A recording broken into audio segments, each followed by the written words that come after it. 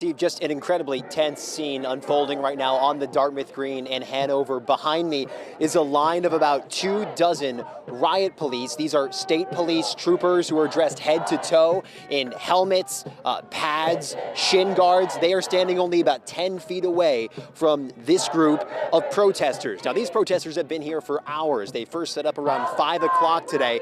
First, more just a normal demonstration, but after about an hour, they broke in the center and set up tents. Now, that's the real source of tension here with the college. The college had warned these protesters not to set up tents, that it is against policy.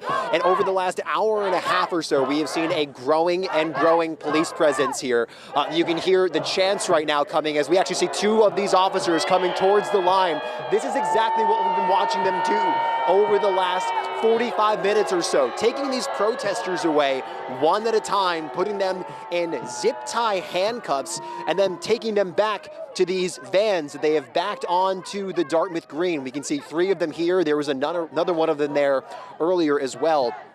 To rewind, though, just about an hour or so, these police officers in the riot gear were standing all the way on the other side of the Dartmouth Green and using a loudspeaker to warn these protesters that they had first 10, then 5 minutes to disperse or they'd be arrested for trespassing. This was an unlawful assembly, and since then they have marched here, and for the last 30 to 40 minutes it has been this tense standoff with 1 or 2 arrests a minute playing out. Now, with those 1 or 2 arrests a minute, there are hundreds of protesters here. In fact, the crowd of protesters and supporters and onlookers has only gotten bigger in the last 30 minutes or so as tensions have only risen. So we are watching now. We do know that people have been arrested. We've been watching them been taken away, been processed, patted down by police, and we are certainly expecting more of that to continue here throughout the evening as the crowd continues to grow in some areas.